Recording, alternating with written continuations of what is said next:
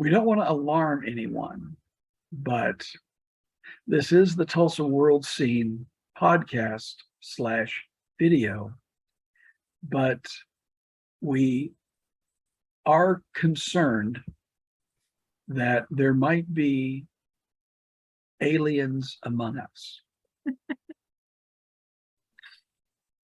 And I believe, Grace, you can begin telling us why we think that. I can, yes.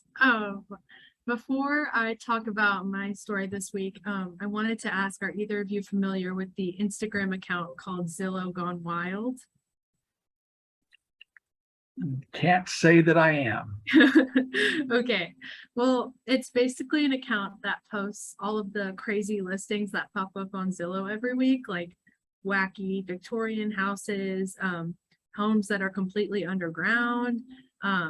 I've seen pirate themed houses and even like Jurassic Park themed houses on there. So it's really a great follow if you don't follow them already.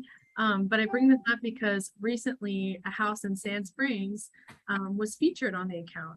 And it's a really crazy futuristic house that looks like something out of the Jetsons or like a space age film. It's got like a 40-foot vertical tower, and then on top of it is the kind of circular living quarters that resembles like a flying saucer or something like that. Hence, aliens among us. Exactly. And this listing definitely got a lot of attention online, like a huge, massive reaction, thousands of likes and comments.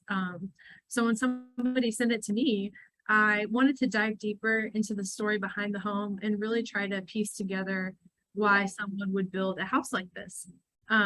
So this Saturday, I'll have kind of a deep dive into the story of the house.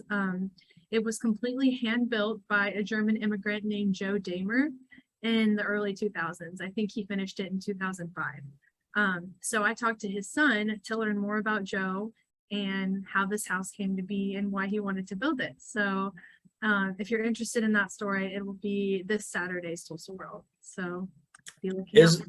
Is that the story, or is this Invasion of the Body Snatchers? And this is not even Grace. She's been replaced by like a pod being that could be just telling us a story she wants us to hear. I don't know.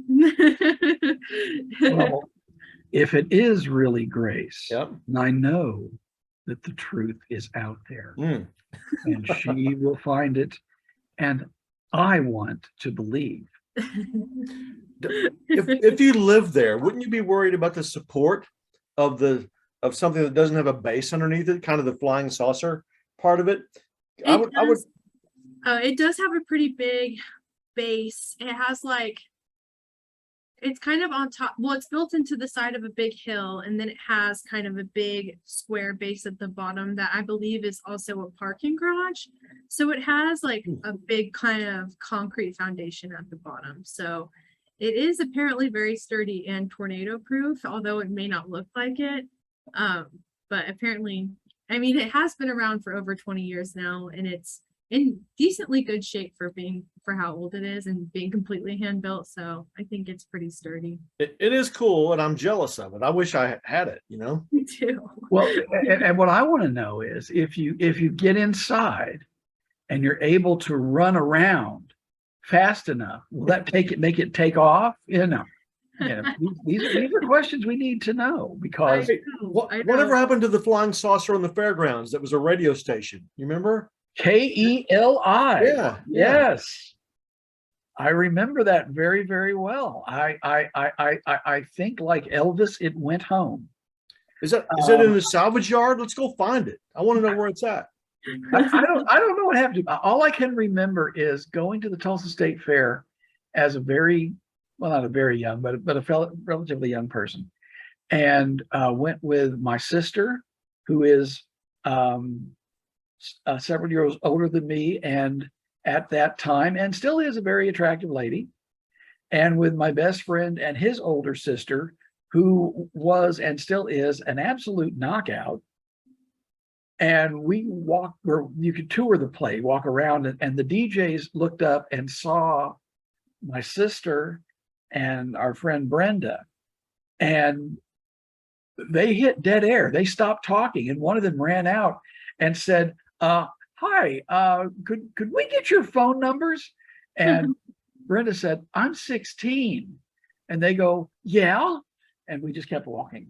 So, Oh my gosh. so I'm posting to Facebook right now. Does anyone know where this flying saucer is from the fairgrounds? I'm sure there's somebody that will. And well, you might know, Jimmy, somebody who would know where the flying saucers are. I Because want it back. You have dealt with somebody who has created their own space bubble. Oh yeah, look at that segue, Grace. That was master segueing right there. That's amazing. That was really good. We missed that while you were gone, Mr. Rob. Yeah. We really needed that. You two need to get out more. But anyway, go ahead. Sunday we'll have a preview of the Circle Cinema Film Festival, which is July 15th to July 17th. And the big movie is the world premiere of the Flaming Lips Space Bubble film. It was a pandemic thing. While nobody else was having concerts, you could get in a bubble and watch a Flaming Lips show, kind of all by yourself, or you with a date. And it allowed you to be socially distanced and to see a concert at the same time. So Wayne Coyne, who was a co-director on the film, and his co-director will be present for the world premiere at Circle Cinema Film Festival.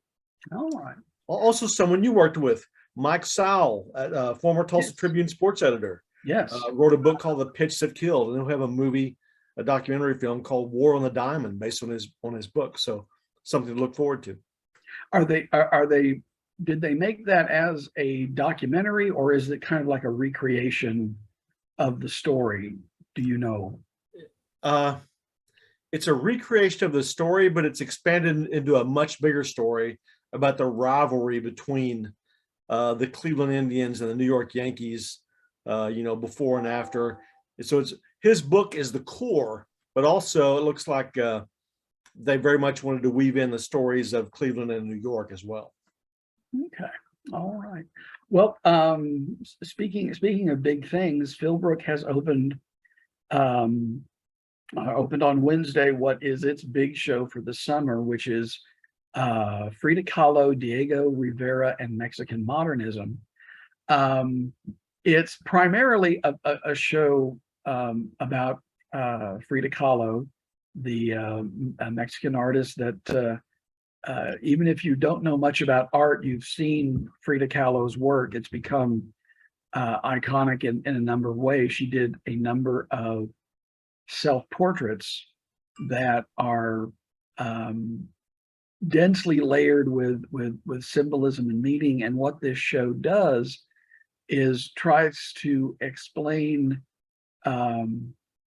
all of the influences that went into creating the art that we see. Too often people have focused on her personal life, strictly speaking, and it was a very difficult one. She had polio as a child. When she was a teenager, she was horribly injured in a accident when she was on a public bus, and lived in pain, was often in wheelchairs, had trouble walking, had a marriage with another artist, Diego Rivera, that was, let's say, volatile. And so a lot of people have focused on her personal story, but her work really is about creating a new image for Mexico, because when she started working, it was right after the Mexican Revolution, and the country was trying to establish itself as something that wasn't a colonial offshoot anymore. So it's huge. It fills the main exhibition hall. It fills the rotunda. It goes out into the gardens to show the connection between her and nature. It's a fascinating show. And it opens Wednesday, the 6th July, and continues into September, I believe, 11.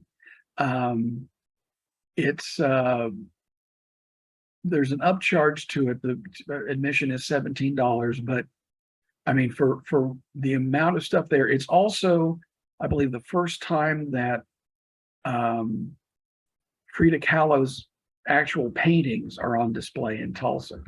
They're considered Mexican national treasures and rarely, if ever, are let out of the country. So this is a big deal. Um, see what else we've got coming up.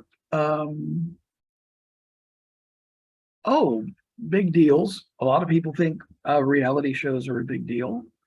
And one of the ways that people have extended what reality shows can do is by putting them on tour. And one of them is coming to town, Jimmy. Yeah, you guys watch The Masked Singer? Have you watched it ever? I've just seen the clip when it turned out that it was Rudy Giuliani and the judges walked off the stage in protest. Other than that. Well, and the Hansons were the Russian dolls in early 2021 too. So the Hanson brothers were revealed as the Russian dolls. It's a really neat concept though. Celebrities are inside costumes. The judges and the hosts don't know who's singing. Could be anyone. The costumes look fantastic. They're unbelievable.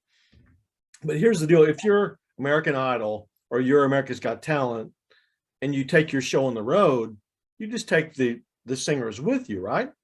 Well, you can't do that with The Masked Singer because A, you'd have to have all those celebrities go every stop, and B, you would ruin the surprise because you would unmask the first night and everyone from then on would know who you are. So they had to really think out of the box and come up with a way to bring this on the road. One of the ways is to have a local celebrity at every tour stop be in one of the costumes and be unmasked. So the question is, who in the world could it be in Tulsa? Who is your celebrity that will be under the mask? Who do you think, Grace? Trying to think of a local Tulsa celebrity. Let me help you before you think too much. Let me have you expand your horizons, because I asked for an example of a past tour stop, and it was a running back from a retired running back from the NFL franchise, the Carolina Panthers. So it could be anyone from all walks of life and not necessarily a singer. So it could be Jimmie Tramel. It could not be, as a matter of fact, because singing is a component of even the person at the past tour stop had an interest in singing and had made some rap material and that sort of thing. So you do need to sing. You need to carry a tune besides a football. Okay. So who's your guess? I don't know why the first person who came to mind was the cop from Live PD, Sean Larkin. He got like kind of famous last year because he's from Tulsa and he used to date Lana Del Rey. So maybe him. I don't know. I saw him at the PGA and he's kind of been like on my mind ever since. So maybe him. Other than that, I don't really know. Mr. Watts, do you have any guesses? Well, I know there are some people in Tulsa that you could, they would attend the opening of a pack of gum if it got them in front of a camera. But I don't know. There's a part of me that thinks Mayor Bynum would do it, but I don't know. I guess he's willing to do just about anything sometimes. But anyway. Well, speaking of masked singers, one last thing before we pack up and go. Craft Productions, which is a company that has been around in a various form for well over, at least 25 years. They did Mary Poppins about 3 years ago and then had to shut down because of COVID. They have come back. They are doing a production of Shrek the Musical that opens July 12th at the Van Treese Performing Arts Center on the Tulsa Community College Southeast Campus. We'll have a story with the director, who's a Tulsa native, Michael Fling, and two of the people that they've brought in for the leads. The cast has about 50 people in it, 47 of which are local. And the two people that I spoke with who play the roles of Fiona and Donkey have said that they have been very impressed at the quality and consistency of that quality of the local people. And Craft Productions has always put on very polished and professional shows. I think there's going to be, I think it runs through Sunday, the 17th of July. So there's a lot of opportunities to see it. It's family friendly. They are going to be tweaking it a little bit to punch up some new ways to be funny. And so it's not just a let's put the movie on stage. It's expanded quite a bit, and it should be a lot of fun. I'm thinking back to the original, which had a lot of music in it, I recall, with like Joan Jett's Bad Reputation and I'm a Believer, the Neil Diamond song that the Monkees hit with. Well, this has got a lot of new original music in it. And that was one of the things that Erica, who plays the role of Princess Fiona, said, is that it has everything that you want from the movie, but it also has everything you would expect from a work of musical theater. So it's, you know, I've seen more than my share of movies turned into musicals where I sat there thinking, why did they even bother? There's nothing new here. Yeah, 60 Minutes, the musical. Yeah, totally with you. Well, I could name some names, but that would be impolite. But this one is not that kind of a thing. So if you'll get through it, and you won't have to have therapy because your eye's twitching when it's all over. So, all right. Well, I think that wraps up what we have for you today. And in the words of the late Casey Kasem, keep your feet on the ground and keep reaching for the stars, because maybe the stars are reaching down to you. Take care. We will see you sometime soon. Yeah.